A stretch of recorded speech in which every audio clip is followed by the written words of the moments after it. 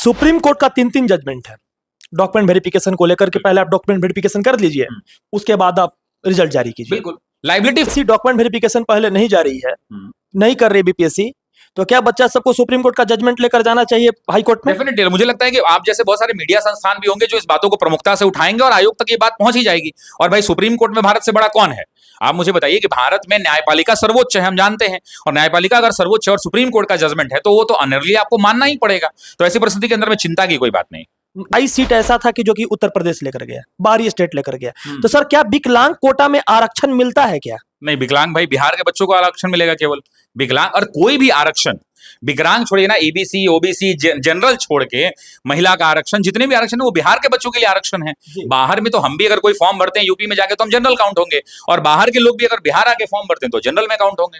Sir तो general का बात नहीं है, ऐसे ऐसे कम से कम 50 से 70 आरटीआई ऐसा है कि जो कि जनरल कैंडिडेटों को, सॉरी विकलांग कोटा में लोगों को बुलाया गया है, और सारे आरक्षण कोटा गलत है। इस पर जांच होनी चाहिए और जांच होकर इस पर भाई कार्रवाई होनी चाहिए डेफिनेट। जी नमस्कार, मैं हूं सत्यम, मेरे साथ आज ऑफिसर्स एकेडमी में शशि शरण सर है। आज सबसे बड़ी बात करने वाले हैं, कटअप के ऊपर बहुत बड़ी चर्चा चल रही है, डॉक्यूमेंट वेरिफिकेशन के ऊपर बहुत बड़ी चर्चा चल रही है, पूरे यूट्यूब पे एकदम बोलबाला चला हुआ है कि यार क्या होने वाला है। सबसे बड़ी बात यह है कि आज बिहार के अंदर डॉक्यूमेंट वेरिफिकेशन को लेकर बच्चे आंदोलन कर रहे हैं, डोमिसाइल को लेकर बच्चे आंदोलन कर रहे हैं, वन रिजल्ट वन कैंडिडेट को लेकर आंदोलन कर रहे हैं। सबसे पहले सर आपका स्वागत है। बहुत शुक्रिया, बहुत धन्यवाद। सर डॉक्यूमेंट वेरिफिकेशन एक बहुत बड़ी मुद्दा है कि रिजल्ट के पहले डॉक्यूमेंट वेरिफिकेशन कराया जाए, उसके ऊपर सर क्या राय है? देखिए, बट ऑब्वियसली बात है, क्योंकि अब बच्चे ये आवाज क्यों उठा रहे हैं इस बात को समझना होगा। इस बात को समझने के लिए एक बात समझिए कि टीआरई 1 और टीआरई 2 प्रतिदिन आप फेसबुक के अंदर में बहुत सारे पेजेस के ऊपर ऑथेंटिक न्यूज लेटर देखते होंगे, अखबारों में पढ़ते होंगे कि 30 लोगों को निकाला गया नौकरी से, 40 लोगों को डॉक्यूमेंट में एरर के कारण निकाला गया, सीटेट में मार्क्स कम होने के कारण निकाला गया, सब्जेक्ट कॉम्बिनेशन के कारण इनको नौकरी से बर्खास्त किया जा रहा है, उनसे जवाब मांगा जाता है कि 7 दिन में आप जवाब दीजिए, अल्टीमेटली वो लोगों की सीट खाली हो जाती है। तो बट सी बात है कि ऐसे सैकड़ों और हजारों तक ऐसी संख्या पहुंच गई है जहां पे छात्रों को जो है नौकरी से वंचित किया जा रहा है क्योंकि वो गलत डॉक्यूमेंट देकर के बहाल हो गए। अब मुझे एक बात बताइए कि अगर इनको बहाली के समय ही, जब नौकरी देने से पहले ही अगर डॉक्यूमेंट चेक करके प्रॉपर्ली रोक लिया गया होता तो नीचे जो 1000 लोग और होते, हो सकता है कि उनकी नियुक्ति हो सकती थी। तो बच्चे इस बात को, अपने आप को आश्वस्त करना चाहते हैं कि अब जो हुआ सो हुआ, लेकिन टीआरई 3 के अंदर में उद्देश्य बच्चों का यह है कि एक भी सीट खाली न रहे, एक भी सीट खाली न रहे और गलत डॉक्यूमेंट पे लोग नियुक्त ना हो जाए। देखिए, छन के तो सब निकल जाएगा, बचना किसी को नहीं है, ये बात तो तय है। छन के सब लोग निकाल लिए जाएंगे, लेकिन उससे क्या होगा, कुछ बच्चों का नुकसान हो जाएगा। इस वजह से छात्र चाहते हैं कि डॉक्यूमेंट वेरिफिकेशन पहले हो जाना चाहिए। और डेफिनेट सी बात है कि डॉक्यूमेंट वेरिफिकेशन अगर पहले नहीं हो रहा है तो ये एक प्रक्रिया होनी चाहिए कि भाई डॉक्यूमेंट हम वेरिफिकेशन पहले करा लेंगे, या फिर लाइबिलिटी फिक्स कर देनी चाहिए कि अगर आप बिना डॉक्यूमेंट वेरिफिकेशन, मान लीजिए आपका बाद में हो रहा है और अगर आप गलत पाए जा रहे हैं तो आप पे इतनी पेनाल्टी की जाएगी। क्योंकि आयोग तो बता देता है ना कि आपको 82 नंबर सीटेट में होना चाहिए, आपको 90 नंबर सीटेट में होना चाहिए, आप अन्य राज्यों से हैं तो इतना होना चाहिए। फिर भी बच्चा को तो पता होगा ना। आप मुझे ये बताइए सत्यम कि अगर बच्चे को ये बात पता है कि नहीं पता है कि हमको 82 नंबर है लेकिन हम 90 पे जा रहे हैं? बच्चा को तो पता है ना कि अगर बच्चा किसी अन्य राज्य का है तो उसको पता है कि 90 नंबर चाहिए हमको। और बच्चे का अगर 86 नंबर है फिर भी बच्चा ज्वाइनिंग करने जा रहा है तो बच्चा को तो ये पता है कि वो सोचता है कि बच गए तो बच गए। तो ऐसी परिस्थिति नहीं होनी चाहिए। बिहार के छात्रों के साथ न्याय और तमाम छात्रों के साथ न्याय होना चाहिए, और डॉक्यूमेंट वेरिफिकेशन एक बड़ा चिंता का विषय है बच्चों। जबकि सुप्रीम कोर्ट का 3 जजमेंट है डॉक्यूमेंट वेरिफिकेशन को लेकर के। पहले आप डॉक्यूमेंट वेरिफिकेशन कर लीजिए, उसके बाद आप रिजल्ट जारी कीजिए। बिल्कुल लाइबिलिटी फिक्स होनी चाहिए। बिल्कुल डॉक्यूमेंट वेरिफिकेशन करना बहुत महत्वपूर्ण है। इसलिए महत्वपूर्ण है कि भाई आपने एफिडेविट दे दिया, अब मैंने जो डॉक्यूमेंट दिया उसी आधार पे आप नौकरी दे रहे हैं। अब वो डॉक्यूमेंट में ही प्रॉब्लम है तो नौकरी तो हमारी चली जाएगी। तो क्या बच्चा सब, मान लीजिए कि बीपीएससी डॉक्यूमेंट वेरिफिकेशन पहले नहीं जा रही है, नहीं कर रही बीपीएससी, तो क्या बच्चा सबको सुप्रीम कोर्ट का जजमेंट लेकर जाना चाहिए हाई कोर्ट में? डेफिनेटली मुझे लगता है कि आप जैसे बहुत सारे मीडिया संस्थान भी होंगे जो इस बातों को प्रमुखता से उठाएंगे और आयोग तक ये बात पहुंच ही जाएगी। और भाई सुप्रीम कोर्ट में भारत से बड़ा कौन है? आप मुझे बताइए कि भारत में न्यायपालिका सर्वोच्च है, हम जानते हैं, और न्यायपालिका अगर सर्वोच्च और सुप्रीम कोर्ट का जजमेंट है तो वो तो अनर्ली आपको मानना ही पड़ेगा। तो ऐसी परिस्थिति के अंदर में चिंता की कोई बात नहीं। डॉक्यूमेंट वेरिफिकेशन सर नहीं करेगी, अगर सरकार बीपीएससी नहीं कर रही है तो क्या बच्चे को कोर्ट जाना ही पड़ेगा? देखिए, कोर्ट जाने तक सवाल है। मुझे लगता है, देखिए, कोर्ट वाले मामले में तो मुझे बहुत ज्यादा जानकारी नहीं है, लेकिन जो छात्रों के हक की आवाज है कि भाई डॉक्यूमेंट मेरे पहले वेरीफाई कर लीजिए। और आप जैसा बता रहे हैं कि सुप्रीम कोर्ट का जजमेंट है, अगर सुप्रीम कोर्ट का जजमेंट है तो मुझे लगता है कि आयोग तक ये बात पहुंच गई होगी, और आयोग तक अगर पहुंची होगी तो उनको तो बेशक पालन कराना पड़ेगा, उसमें कोई विकल्प नहीं। टीआरई 1 टीआरई 2 में डॉक्यूमेंट वेरिफिकेशन नहीं हुआ, जबकि पीजीटी में केवल, पूरे देखा जाए पूरे बिहार में 38 जिला में 82 को मात्र कॉलेज है। अलग अलग क्षेत्र में 30 सब्जेक्ट पीजीटी में है, 30 सब्जेक्ट में 82 कॉलेज है। किसी में साइंस सेक्टर का पढ़ाई होता है, किसी में आर्ट्स सेक्टर का पढ़ाई होता है, जबकि कोई ऐसा कॉलेज नहीं है जहां पर माइनर होगा, 1-2 जगह ऐसा होगा कि जहां पर सारे जगह पर पीजीटी की पढ़ाई होती होगी। लगभग 57,000 वैकेंसी निकला था पीजीटी टीआरई 1 में, इसमें लगभग 25,000 निकला था पीजी टीआरई 2 में। इतना होने के बाद भी 1 लाख वैकेंसी आया, उतना बच्चे कहां से आए, जबकि इतना आरक्षण कोटा से लेकर ये सब बहुत सारा पीजीटी का लोग सर्टिफिकेट भी बनवाया। डेफिनेटली अगर ये सर्टिफिकेट तो जांच हो जाएगा, वो तो निकल के आ जाएंगे अगर ये सर्टिफिकेट फर्जीज हैं तो बच्चे। बट ऑब्वियसली बात है कि वो जो टेस्टिंग में देखिए भाई, डॉक्यूमेंट वेरिफिकेशन, मैंने भी सरकारी नौकरी की है, डॉक्यूमेंट वेरिफिकेशन 1 साल तक चलने वाली प्रक्रिया है। बाद में भी यूनिवर्सिटी को भेजा जाता है कि आप ये सत्यापित करके भेजिए कि आपके यहाँ का ये सर्टिफिकेट है कि नहीं है। मैंने भी नौकरी की है सरकारी, मुझे भी इस बात की जानकारी है। तो इस बात के लिए आप निश्चिंत रहें, अगर कोई फर्जी सर्टिफिकेट पे बहाल हुआ है तो उसको आज नहीं तो कल जाना है और पेनल्टी के साथ जाएगा। जहां तक 80% लोग ऐसे हैं, आज भी हम कैमरा के सामने सर कह रहे हैं कि पीजीटी में सर्टिफिकेट खरीदे हैं अदर यूनिवर्सिटी से, और खरीदने के बाद जैसे बीएड डीएलएड के प्रोसेस में आप देखे होंगे सर कि 1 to 5 में बच्चे को चेंज करने के लिए कहा गया था, अगर आप बीएड कर डाले हैं, आपके पास डीएलएड की है। तो ऐसे कोलकाता की बहुत सारी यूनिवर्सिटी थी, ऐसे राजस्थान की भी बहुत सारी यूनिवर्सिटी थी जो कि एकदम 80,000 से 90,000 पर एक दिन में सुबह में आप बीएड शाम में डीएलएड हो गए। इस तरह का बात हुआ है सर, और लोग ज्वाइन भी किए हैं सर।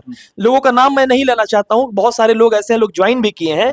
बहुत सारे लोग ऐसे हैं कि जो विकलांग का सर्टिफिकेट बनवा लिए हैं, विकलांग का सर्टिफिकेट, जबकि 6 मिनट के अंदर वो आर्मी का दौड़ निकाल देंगे। ऐसे भी लोग हैं कि जो समझे 6 मिनट के अंदर वो आर्मी का दौड़ निकाल लेंगे, लेकिन वो भी विकलांग का सर्टिफिकेट बनाकर वो भी बहाली में आए। इसमें बहुत साफ स्टेक है कि अगर ऐसे लोग हैं तो इनकी कड़ाई से जांच होनी चाहिए। और मुझे लगता है कि आप लोग भी ऐसे लोगों को चुन चुन के, या बच्चे जो लोग हैं वो चुन चुन के बताएं और उनके ऊपर एक्शन होना चाहिए। भाई आप विकलांग हैं और आप दौड़ रहे हैं 6 मिनट के अंदर में, तो आप विकलांग कैसे हैं? बट ऑब्वियसली बात है, आप विकलांग नहीं है तो वो वास्तव में सर कुछ लोग ऐसे हैं जो आर्मी की तैयारी करते थे, उनका भी विकलांग जांच का विषय है और इन पर कार्रवाई होनी चाहिए। बात साफ है भाई, ये तो गलत बात है। पहले डॉक्यूमेंट वेरिफिकेशन अगर नहीं होता है तो क्या बच्चे को कोर्ट जाना चाहिए कि नहीं जाने, क्योंकि सुप्रीम कोर्ट का 3-3 जजमेंट। देखिए, कोर्ट का दरवाजा खटखटाने का अंतिम उपाय होता है अगर आयोग आपकी नहीं सुन रही है, आयोग नहीं समझ रही इस बात को, आप सुप्रीम कोर्ट का जजमेंट भी दे रहे हैं। अब चूंकि बड़े अधिकारी बैठते हैं वहां पे तो उनको ही पता है कि सुप्रीम कोर्ट का जजमेंट क्या वैल्यू क्या होता है। तो बट अब इसी बात है कि जब वो खबर वहां जाएगी कि भैया ये होना चाहिए तो डेफिनेटली उनको करना पड़ेगा। और अंत रास्ता तो है ही, अंत रास्ता मान लीजिए हम निवेदन कर रहे हैं, हाथ जोड़ रहे हैं, हाथ जोड़ रहे हैं, हाथ जोड़ रहे हैं, आप हमारी हाथ को नहीं स्वीकार कर रहे हैं तो हम कहां जाएंगे? हमारे पास क्या विकल्प है? आपके पास क्या विकल्प है? बच्चों के पास क्या विकल्प है? वही अंतिम रास्ता है। सर एक क्वेश्चन और है, आरक्षण कोटा में तो बाहर से जो भी स्टेट आते हैं, बीपीएससी का एक सॉफ्टवेयर है, आप देखे होंगे सर कि जैसे अदर स्टेट आप डालिएगा तो केवल जनरल का खुलता है कि आप जनरल में डाल सकते हैं, लेकिन बीपीएससी का कौन सा सॉफ्टवेयर है सर कि अदर स्टेट डालने के बाद भी आपको विकलांग का भी कोटा खुल जाता है, सारा कोटा खुल जाता है। जिसमें देखिए तो बिहार के बच्चे पिछले दिन 11th-12th में हिंदी का ओएच का मैंने वीडियो भी चलाया था, लगभग 50 सीट पर बहाली हुई थी। 50 सीट में 27 सीट ऐसा था कि जो कि उत्तर प्रदेश लेकर गया, बाहरी स्टेट लेकर गया। तो सर क्या विकलांग कोटा में आरक्षण मिलता है क्या? नहीं, विकलांग भाई बिहार के बच्चों को आरक्षण मिलेगा केवल। विकलांग और कोई भी आरक्षण, विकलांग छोड़िए ना, ईबीसी ओबीसी जनरल छोड़ के महिला का आरक्षण, जितने भी आरक्षण है वो बिहार के बच्चों के लिए आरक्षण है। बाहर में तो हम भी अगर कोई फॉर्म भरते हैं यूपी में जाके तो हम जनरल काउंट होंगे, और बाहर के लोग भी अगर बिहार आके फॉर्म भरते हैं तो जनरल में काउंट होंगे। सर तो जनरल का बात नहीं है, ऐसे ऐसे कम से कम 50 से 70 आरटीआई ऐसा है कि जो कि जनरल कैंडिडेटों को, सॉरी विकलांग कोटा में लोगों को बुलाया गया है, और सारे आरक्षण कोटा गलत है। इस पर जांच होनी चाहिए और जांच होकर इस पर भाई कार्रवाई होनी चाहिए डेफिनेटली। जांच का कौन सा सर ऐसा कोई प्रक्रिया रहता है? क्योंकि शिक्षा विभाग पहले भी तो सक्षमता परीक्षा वाले लोगों को जांचिए कि आज भी एक जिला से कम 82 बच्चे टीचर्स लोग निकल रहे हैं। इसकी पूरी जानकारी तो मेरे पास नहीं कि प्रक्रिया क्या है, लेकिन एकदम डेफिनेट प्रक्रिया होगी। अगर मान लीजिए कि अब जो आदमी आप बता रहे हैं कि दौड़ सकता है वो विकलांग सर्टिफिकेट लगा दिया तो उस पर कार्रवाई होनी चाहिए, डेफिनेटली जांच होना चाहिए। अंत में सर डॉक्यूमेंट वेरिफिकेशन के जांच के लिए क्या कहिएगा? डॉक्यूमेंट वेरिफिकेशन के लिए कहने की छात्रों की कोई भी संशय छात्रों के मन में नहीं होना चाहिए, और आयोग ये बात को ये करे कि भाई छात्रों के साथ जो टीआरई 1 में गलतियां हुई हैं, टीआरई 2 में जो डॉक्यूमेंट को लेकर के बहुत सारे इश्यूज हुए, वो टीआरई 3 में रिपीट ना हो, और जो बच्चे इतने परेशान हो उनके चेहरे पर एक मुस्कुराहट आ जाए और बच्चों को ये लग जाए कि नहीं भाई हमारे साथ कोई अन्याय नहीं हो रहा है। छात्रों का हित सर्वोपरि है, चाहे वो शिक्षकों के लिए हो या चाहे किसी के लिए हो, चाहे वो मेरे लिए हो, चाहे आपके लिए हो, सबके लिए, हमारे लिए बिहार के छात्रों का जो हित है वो सर्वोपरि है और उनके लिए हम लोग हैं।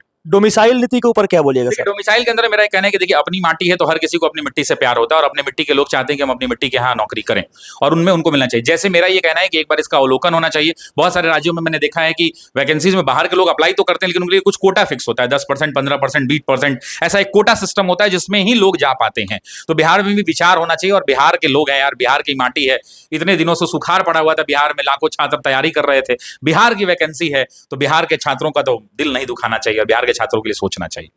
सर एक क्वेश्चन और है, 1 रिजल्ट 1 कैंडिडेट का बच्चा सब बहुत परेशान है, पिछले दिन आंदोलन भी किया, उसके ऊपर सर सरकार को देखिए, वन कैंडिडेट वन रिजल्ट का मूल उद्देश्य क्या है? आप बताइए कि मूल उद्देश्य क्या है? मूल उद्देश्य वन कैंडिडेट वन रिजल्ट का ये है कि भाई वन कैंडिडेट वन रिजल्ट नहीं होने से क्या हो रहा है कि एक बच्चे का 2 जगह रिजल्ट आ जाता है, वो बच्चा एक जगह ज्वाइन करता है और एक जगह की सीटें खाली रह जाती है। प्रॉब्लम यहीं पर है। मेरा ये मांग है कि भाई कम से कम जितनी सीटों पर वैकेंसी निकाली जा रही है, वैकेंसी क्यों निकाली जा रही है? वैकेंसी अगर 1000 सीटों पर निकली तो क्यों आई है? क्योंकि 1000 लोगों की आवश्यकता आयोग को है या विभाग को है। तो विभागों को जब 1000 लोगों की आवश्यकता है तो वन कैंडिडेट वन रिजल्ट के माध्यम से बच्चा यही तो मांग कर रहा है ना कि अगर उनको एक जगह दे दिया जाएगा तो दूसरा वाला सीट बर्बाद नहीं होगा। तो मेरा भी यही कहना है कि जितनी सीटें सरकार निकाल रही है, चाहे वो 500 हो 1000 हो, उन सीटों पर पूरी तरह से भर्ती हो, इसका वाला वैकेंसी काट के उसमें न जोड़ा जाए, पूरी तरीके से उस वैकेंसी को वहीं पे समाप्त किया जाए। सर लास्ट क्वेश्चन ये है कि जब एग्जामिनेशन देकर बच्चे निकलते हैं उस समय उनका नंबर 80 रहता है कि एकदम 80-85 है, पास कर 80-85 नंबर है। Yes sir.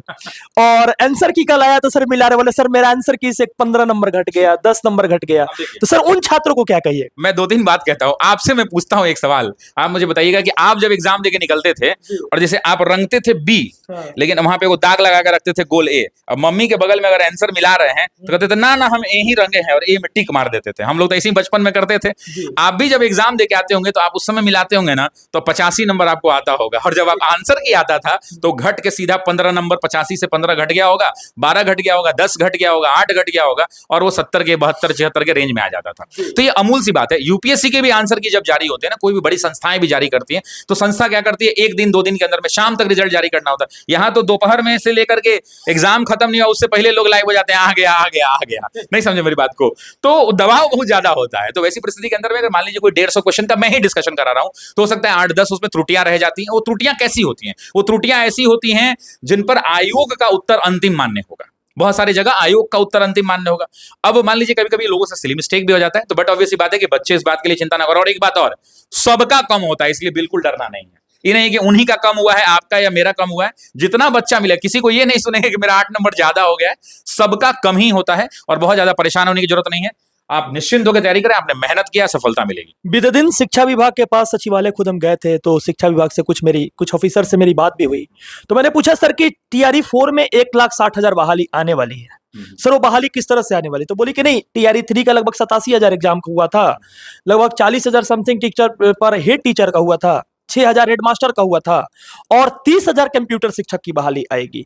अभी TRE 4 की चर्चा भी नहीं हो रही थी। 1,60,000 बोल रहे थे कि प्रक्रियाधीन है, ये बहाली जो प्रक्रियाधीन है, जबकि बच्चे जो सोच रहे हैं कि नई बहाली आने वाली है। सर इसका आपका क्या राय है? देखिए, स्पष्टता उस पर आयोग देगा, लेकिन जितनी जानकारी मेरे पास है उन जानकारियों में बताया गया कि TRE 3 की जो वैकेंसी है, ये TRE 3 वाली कौन सी वैकेंसी, अगर आपको याद होगा तो जब अतुल सर चेयरमैन थे उसी समय ये वैकेंसी आई थी, जनवरी वगैरह के टाइम पीरियड में। 4 जनवरी मुझे जहां तक याद है ये वैकेंसी निकली थी। फिर एग्जाम हुआ, मार्च में एग्जाम रद्द हो गया और फिर दोबारा से एग्जाम हुआ और उसके बाद इसका रिजल्ट आ रहा है। आपको याद होगा तो उस समय बताया गया था, उस समय अखबारों में भी छपा था और सब जगह छपा था कि भाई ये जो वैकेंसी निकाली जा रही है ये 1 और 2 की बची हुई सीटों पर कराई जा रही है, और इसके बाद जो वैकेंसी आएगी वो TRE 3 वाली वैकेंसी 4 के रूप में आएगी। आपको याद होगा, इसलिए हमें बहुत ज्यादा चिंता करने की आवश्यकता नहीं है। मुझे डेफिनेटली पता है कि वैकेंसीज आएंगी और TRE 4 अच्छे से होगा। अंत में छात्रों को क्या सूचित कीजिए? छात्रों को ये कहेंगे, भाई आप सब लोग बहुत मेहनत करते हैं, आप जहां पढ़ते हैं, जिस शिक्षक से पढ़ते हैं, बेहतरीन पढ़ते हैं। भारत का हर शिक्षक बहुत बेहतरीन पढ़ाता है, आप बेहतरीन पढ़ते हैं। अब अपने आप पर भरोसा रखिए, कलम घिसते रहिए, और मुझे भरोसा है कि आप मेहनत कर रहे हैं, आपकी मेहनत का इनाम आपको जरूर मिलेगा और आप सफल होंगे। कटअप वाले का सर, जिनका 15 नंबर घटा था, जिनका 15 नंबर अकेले नहीं घटा है, सबका घटा है, इसलिए चिंता करने की जरूरत नहीं है। घटा बढ़ा किसी का नहीं है, सबका घटा है और हमेशा से घटता है। हम लोग भी जब स्टूडेंट थे तब घटता था। चलिए ठीक है, थैंक यू। आप देख रहे थे शशि शरण सर को ऑफिसर्स एकेडमी से। धन्यवाद। अगर कोई वीडियो में नए होंगे, जो लोग नए तरीका से देख रहे होंगे, सोच रहे होंगे कटअप की क्या स्थिति है, क्या परिस्थिति है डॉक्यूमेंट वेरिफिकेशन को लेकर, इन सारी चीजों को देखने के बाद अगर आपको किसी प्रकार की दिक्कत नजर आएगी तो कमेंट सेक्शन में जरूर दीजिएगा कमेंट अपना। धन्यवाद।